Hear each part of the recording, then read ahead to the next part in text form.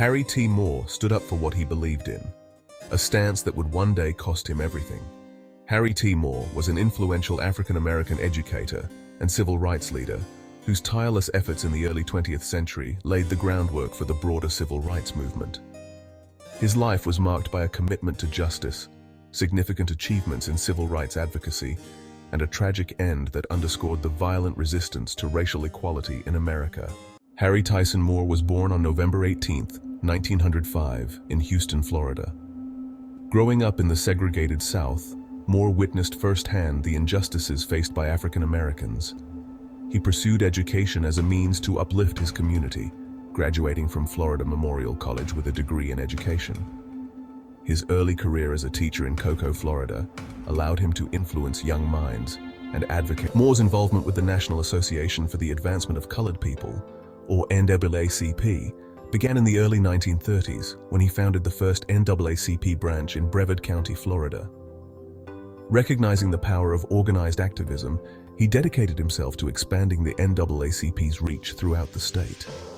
By 1941, he had become the executive secretary of the Florida NAACP, a position that enabled him to address systemic racial inequalities more effectively.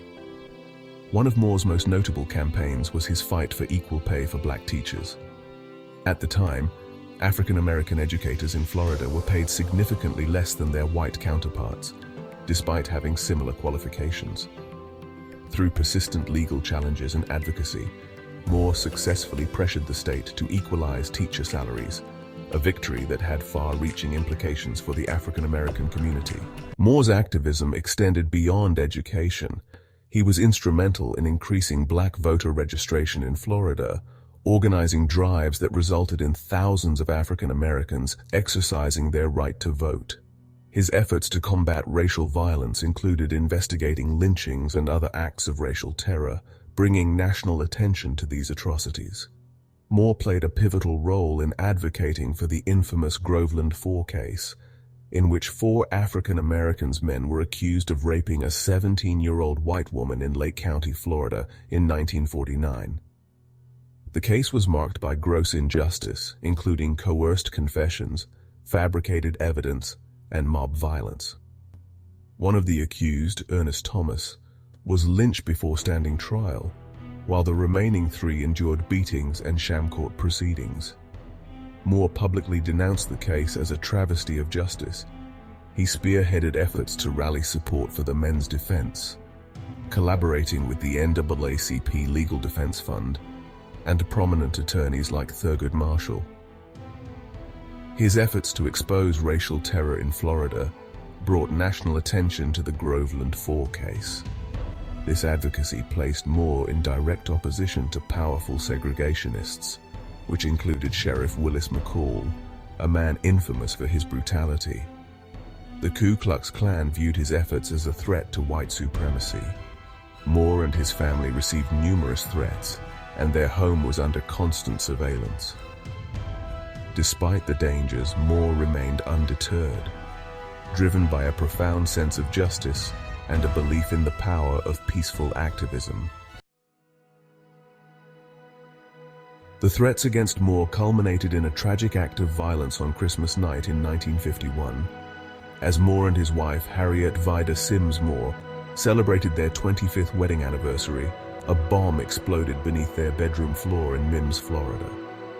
Harry died on the way to the hospital, and Harriette succumbed to her injuries 9 days later. The investigation into the assassination of Harry T. Moore and his wife Harriette began immediately. Early on, the FBI launched an inquiry, focusing on the Ku Klux Klan, given the Moors' prominence in civil rights advocacy and the Klan's history of violent retaliation. Several Klan members, including Earl Brooklyn, Tillman Belvin, Joseph Cox, and Edward Spivey, emerged as key suspects. Joseph Cox was a central figure in the investigation, particularly after reports surfaced that he had confessed to participating in the bombing. Cox took his own life in 1952. Edward Spivey later implicated himself but passed away before his statements could be fully pursued. Despite multiple reviews of the case in subsequent decades, including a comprehensive investigation reopened in 2005 by Florida Attorney General Charlie Crist. The 2005 inquiry reaffirmed that the bombing was almost certainly the work of the Ku Klux Klan, but all primary suspects were deceased. The case remains officially unsolved. Harry T. Moore's legacy is profound and enduring. His work laid the foundation for the civil rights movement of the 1960s, demonstrating the power of grassroots activism and the importance of fighting for systemic change. The Harry T. and Harriette V. Moore Cultural Complex in Mims, Florida, stands as a testament to their contributions, preserving their memory and educating future generations about their struggle for justice. However, despite his significant contributions, most people have never heard of Harry T. Moore. This film is an attempt to keep his memory alive, ensuring that his life, work, and the ultimate sacrifice he and his wife made are remembered and honored. Harry T. Moore's story serves as a reminder of the ongoing struggle for racial justice and the importance of continuing to advocate for civil rights in all forms, inspiring future generations to carry forward his legacy of equality and justice.